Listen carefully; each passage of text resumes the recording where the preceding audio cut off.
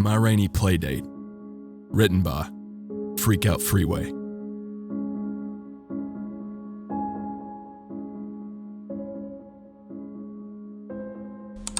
I had a rough childhood, and consequently, I've buried most of my memories from back then. One memory, however, branded my hippocampus. A memory that not only shaped the man I've become, but also forged my perception of the universe itself. You'd have to fry my brain to rid me of it. No psychologist on earth could silence this all-consuming experience. Trust me, I've seen plenty.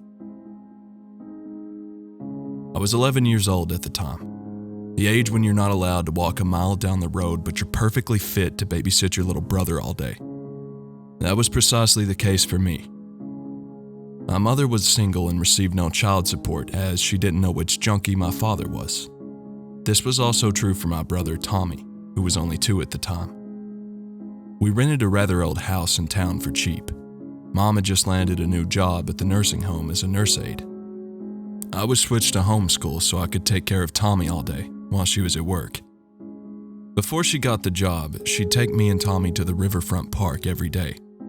We hadn't been to the park since the day she was hired. Every time she had an off day, it rained, and since the park was located in a flash flooding zone, that eliminated all chances of going. I begged her to let me walk the quick mile there on my own, but she was more apt to let me smoke or drink than to go anywhere alone. My mom had spent far too much time with the worst of humanity. Naturally, I started fantasizing about going to the park while she was at work, and after a few days, I mustered up the courage to actually do it. My alarm clock was strategically set to wake me up 20 minutes after Mom had left for work, so I could be there and back before Tommy even woke up, and have his breakfast ready just in time.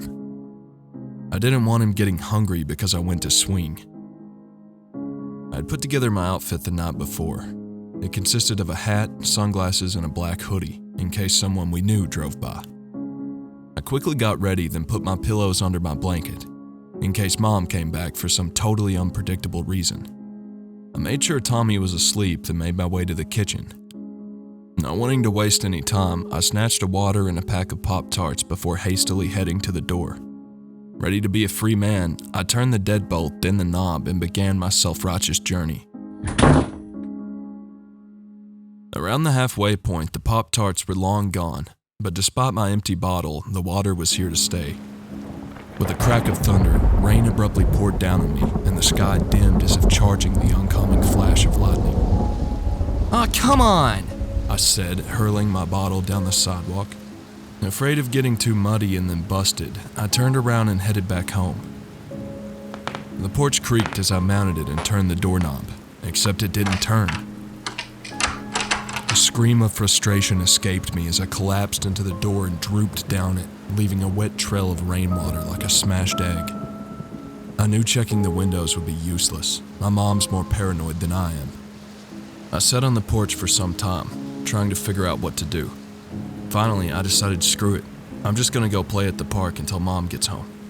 Stepping back into the showering rain felt wrong, but nothing short of breaking a window was gonna get me inside that house. By the time I made it to the park, the river was already rising and I was soaked.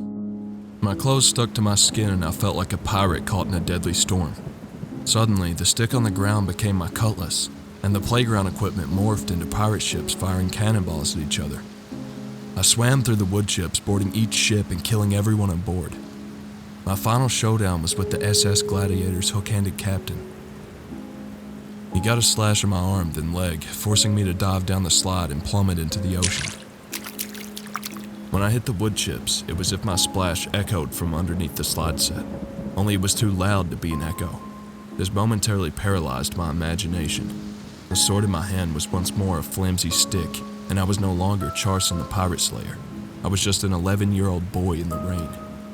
For the first time since I'd gotten there, I noticed how cold the rain was, and how high the river had gotten. I scurried to my feet and hesitantly looked under the slide. There was nothing aside from soggy wood chips. I took a moment to calm down, feeling more than ready to go home, but I owed it to Charson to finish his battle while I had the rain. Besides, who knew if I'd ever get to come back? Getting back into the zone, I swam underneath the ship to the other side, then jabbed my cutlass deep into its hull and scaled up it. I felt like Jango Fett in his fight against Obi-Wan Kenobi. Upon boarding the ship, I was met face to face with a blue-lipped boy. His eyes were void of emotion, his shark t-shirt weathered, and his greenish-black skin was in contrast to the dark, vile veins beneath. He held out a stick just like mine, offering me to a duel. I leapt back, screaming loud enough to shatter glass as I plummeted to the wood chips with a thudding splash. Instinct single-handedly rolled me to my feet, and I sprinted across the puddled ground as fast as I could, water pelting my hoodie with every stride. I dared not look back until I was beside the road. Even that was too soon. The figure, still standing atop the slide set, was waving at me. Somehow, I simultaneously resisted a compulsion to puke and summoned the strength to sprint even harder. Though my pace dwindled, I didn't stop until I was back home.